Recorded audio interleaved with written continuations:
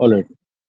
तो अभी तक हम लोग ये समझ रहे हैं कि इकोनॉमिक्स जो है बेसिकली एक ग्रीक वर्ड ओरियोनोमिया से आया है, और इसका मतलब है बेसिकली हाउस होल्ड मैनेजमेंट।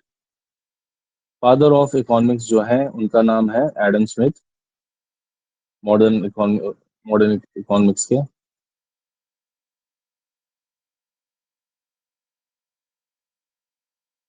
कौन हुए? Adam Smith. राइट। इशू है इसका, एनीवे। एडम स्मिथ की एक किताब आई थी, उसका नाम ये है, ध्यान रखना उसका नाम एग्जाम में पूछ लिया जाता है, वेल्थ ऑफ नेशंस। आई थी करीब 1776 में। ओके। तो इकोनॉमिक्स क्या है और इकोनॉमी क्या है बता दिया। इकोनॉमिक्स एक डिसिप्लिन है जो स्टडी करता है इकोनॉमिक बिहेवियर को, यानी जो इंसान का खर्च करने का, सामान खरीदने का, रॉ मटेरियल्स लेने का, उसको डिस्ट्रीब्यूट करने का, उसको एलोकेट करने का, मार्केट में कैसा बिहेवियर है, एम्प्लॉयमेंट कैसे होगी, चीज़ों की प्राइस बढ़ेगी घटेगी, इन सारी चीज़ों को जो सब्जेक्ट डील करता है उसको कहते हैं इकोनॉमिक्स। ठीक है। और इकोनॉमी जो होता है बेसिकली वो होता है एक एरिया, समझ लो, जहां पर जो भी प्रोडक्शन हुआ है, जहां कंजम्पशन हुआ या डिस्ट्रीब्यूशन ऑफ गुड्स हुआ या सर्विसेज का, उसको कहते हैं इकोनॉमी। तो ऐसे समझो, ये पर्टिकुलर कोई जगह है, कोई कंट्री है या फिर कोई स्टेट है। ठीक है। तो इस पर्टिकुलर एरिया के अंदर क्या क्या फैक्ट्रियां हैं, ठीक है, कितने घर हैं, या फिर स्कूल्स हैं या मार्केट्स हैं। राइट। और इन सब के बीच में किस तरह से सर्विसेज दी जा रही हैं, क्या क्या दी जा रही हैं सर्विसेज, या फिर इनके बीच में क्या क्या गुड्स का ट्रांजैक्शन, मैन्युफैक्चरिंग, डिस्ट्रीब्यूशन, ये सारी चीजें हो रही, कंजम्पशन हो रहा है।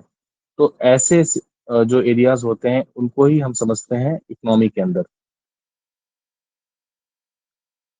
ठीक है। अगर इकोनॉमी और इकोनॉमिक्स को समझें तो इसका सिंपल मतलब यही है कि इकोनॉमिक्स जो होता है बेसिकली एक पूरा सब्जेक्ट है, ह्यूमन बिहेवियर को उनके फाइनेंशियल टर्म्स में स्टडी करता है। और इकोनॉमी जो होता है एक पर्टिकुलर एरिया के अंदर में क्या क्या इकोनॉमिक एक्टिविटी हो रहा है, उसको हम लोग देखते हैं इसमें। अब देखो, जो ये इकोनॉमिक्स है बेसिकली, अब इसके क्या ब्रांचेस हैं। तो इसी एग्जाम्पल से जो इकोनॉमिक्स और इकोनॉमी का जो अभी जो एग्जाम्पल दिए, उसी से हम समझ सकते हैं कि दो तरीके के बेसिकली टाइप्स हैं या ब्रांचेस हैं इकोनॉमी के, मैक्रो और माइक्रो। ठीक है। मैक्रो हो गया बड़े लेवल पे, एक ज्यादा बड़े लेवल पे हो गया मैक्रो। और माइक्रो जो हो गया ये हो गया बेसिकली छोटे लेवल पे। Micro is on a house hold level, firm level, या फिर एक पर्टिकुलर एरिया, छोटे एरिया में। और मैक्रो इकोनॉमिक्स एक पूरे देश का इकोनॉमी को जब डील कर रहे हैं तब उस केस में हम लोग मैक्रो इकोनॉमिक्स पढ़ते हैं। देखो, जब जीडीपी और ग्रोथ रेट ये सब चीजें जब हम लोग पढ़ेंगे, ये स्टार्टिंग के क्लासेस में अभी आपको नहीं पढ़ाऊंगा मैं, इसको थोड़ा सा ना धीरे धीरे आपको थोड़ा इकोनॉमिक्स से मच्योर होने दूंगा मैं। तो उसके बाद जाके, चूंकि ये इंपॉर्टेंट फैक्टर है, आपको जीडीपी ग्रोथ रेट इसका फंडा बहुत डीपली समझना जरूरी है कि आपके जबान पे आ जाए कि आखिर क्या एक्टिविटी हो रही है, कि अगर महंगाई बढ़ रही है यानी इन्फ्लेशन बढ़ रहा है तो उसका असर जीडीपी पे कैसे होगा, उसमें गवर्नमेंट कैसे क्या इंटरफेरेंस करेगी। इस चीज को थोड़ा सा हम लोग लेट समझेंगे, पहले जो बेसिक है जो भी, उन चीजों को बहुत अच्छे से हम लोग समझ लेंगे। तो इकोनॉमिक्स का इंपॉर्टेंस जैसा हम समझ रहे हैं क्या है, तो it helps in understanding budgeting, taxation, subsidies and inflation. अब ये चारों चीजें क्या है, बजटिंग, टैक्सेशन, सब्सिडीज या इन्फ्लेशन, ये चारों चीजें क्या है। देखो, बजटिंग मतलब आप जो बजट बनाते हो कोई भी चीज का। बजटिंग एक खर्च की रूपरेखा बनाता है, बहुत बढ़िया, गुड वर्ड्स। खर्च की रूपरेखा।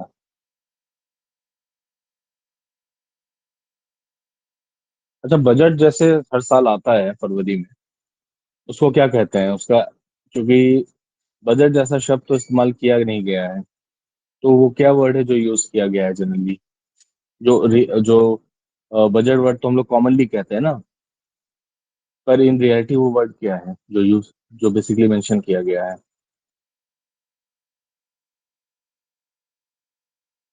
Annual financial statement. ठीक है। बजट वर्ड जैसा कुछ ऐसा मेंशन नहीं किया गया है कॉन्स्टिट्यूशन में। एनुअल फाइनेंशियल स्टेटमेंट जैसा वर्ड है। बजट तो चलो जैसा आप बता रहे हो यहाँ पर कि ये खर्च की एक रूपरेखा होती है, हमें समझ में आ रहा है। ये जो इकोनॉमिक सर्वे अक्सर सुनते होगे, ये इकोनॉमिक सर्वे क्या होता है?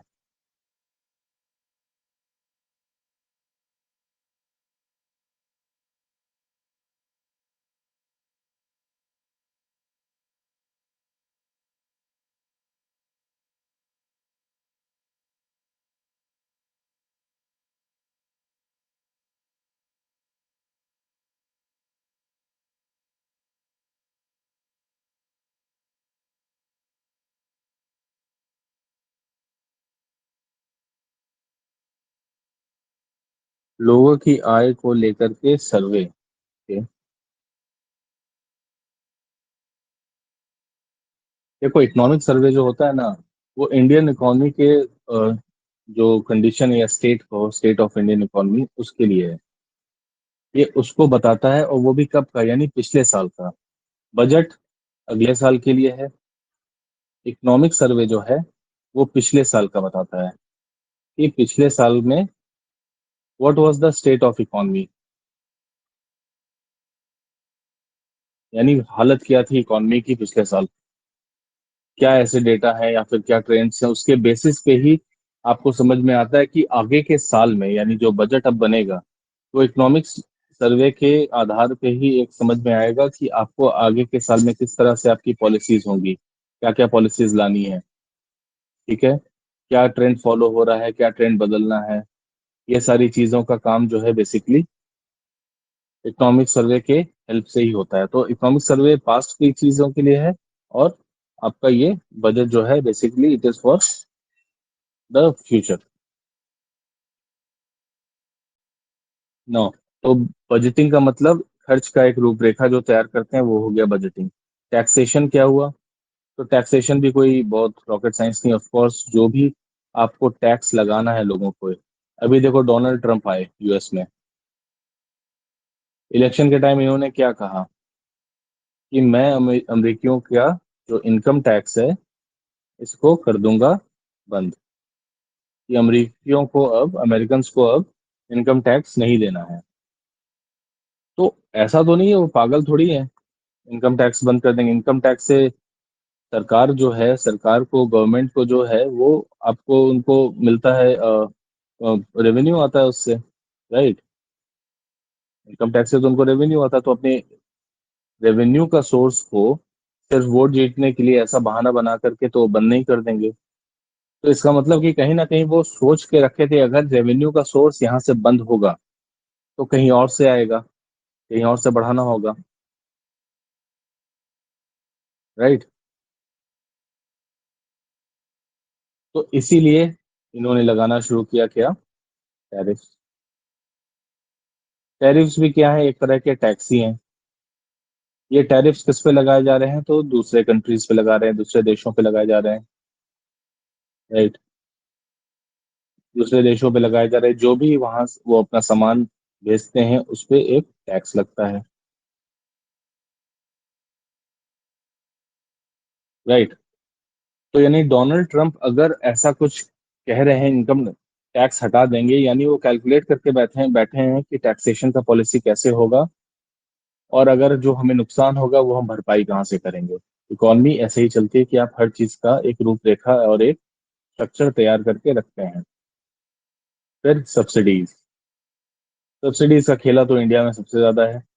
राइट। बिना सब्सिडी के तो कुछ हो ही नहीं सकता है इंडिया में। हर चीज में सब्सिडी चाहिए लोगों को, और जरूरत भी है कि, अच्छा बताओ, जरूरत है या नहीं इंडिया में सब्सिडीज की? क्योंकि इंडिया क्या करता है, ये अपने देश के जो भी किसान वगैरह हैं उनको सब्सिडीज दे देता है। कम आय वाले लोगों के लिए सही है सर, एग्जैक्टली। और इंडिया में कम आय वाले लोग जो हैं उनकी तादाद बहुत ज्यादा है। जो किसान है, राइट, जो मजदूर हैं, जो भी छोटे मोटे काम करते हैं, डेली वर्कर्स हैं, इनके पास इतना आय होना चाहिए, इनके पास इतने आय का साधन होना चाहिए कि ये लोग कोई भी समय, अगर सिलेंडर ही खरीदना है, राइट, अगर सिलेंडर ही खरीदना है, तो सिलेंडर का दाम जो है उस पे अगर सरकार इनको सब्सिडी देती है, तो इनके लिए थोड़ा सा सस्ता पड़ जाता है। तो आप बेसिकली हेल्प कर रहे हो लोगों की। पर इस चीज से परेशान है बाकी देश, जैसे डब्ल्यूटीओ में हमेशा इस चीज के लिए इशू उठता है।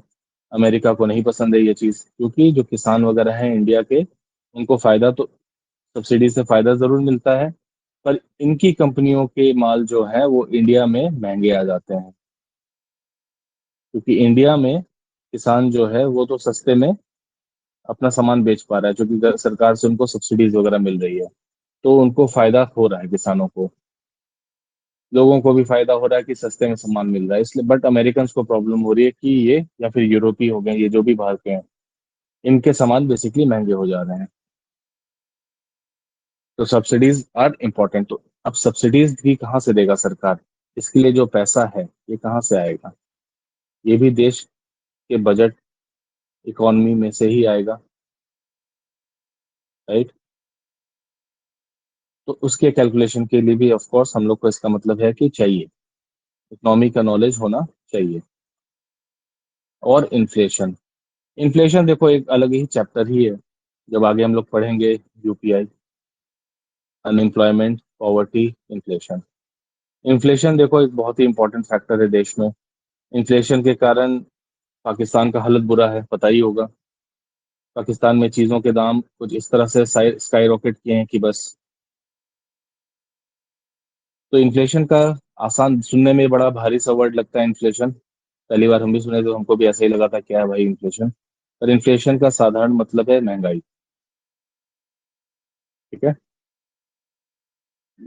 श्रीलंका, केनिया, केनिया बहुत बड़ा एग्जाम्पल है। केनिया में समझ लो लोग बोरे भर करके पैसे ले जाते थे, तब जाकर के 1 किलो चावल मिलता था। नोट के वैल्यू का कम हो जाना, एग्जैक्टली करेंसी का जो वैल्यू है, या उसके ऊपर इफेक्ट आने से इन्फ्लेशन होता है। पर इन्फ्लेशन का भी फंडा अलग है, वो जब इन्फ्लेशन चैप्टर पढ़ेंगे तब हम समझेंगे कि इन्फ्लेशन बिल्कुल कम होना यानी महंगाई बिल्कुल भी नहीं होना वो भी गलत है, और महंगाई बहुत ज्यादा होना वो भी गलत है। तो एक बीच का जो रेंज होना चाहिए, उस रेंज के ऊपर काम करता है। और इन्फ्लेशन को देखने वाला जो है हमारा आरबीआई है, ठीक है। तो महंगाई किस तरह से बढ़ सकती है, नहीं बढ़ सकती है, ये सब चीजें इकोनॉमी का एक बहुत ही इंपॉर्टेंट फैक्टर हो जाता है। और उसके बेसिस पे ही हम लोग समझ पाते हैं कि कैसे जो हमारे देश में रिसोर्सेज हैं, जो सब जो भी मार्केट हैं, उनके ऊपर कोई अफेक्ट ना आए। तो अगर मार्केट में अप डाउन हो जाता है, पेट्रोल प्राइस बढ़ जाती है, बाहर दुनिया में कहीं पर अगर मान लो गल्फ में ही कोई युद्ध छिड़ जाता है, ईरान का ही अगर युद्ध चल रहा है अभी, और ईरान अगर कहे कि ये जो हमारा पर्शियन गल्फ का एरिया है, राइट, ये वाला एरिया जो है जहाँ से तेल आता है, इसको ही हम ब्लॉक कर देंगे, तो पूरे इंडिया में क्या पूरे दुनिया में जो तेल का प्राइस है, ऑयल का प्राइस है, वो क्या हो जाएगा, वो शूट कर जाएगा।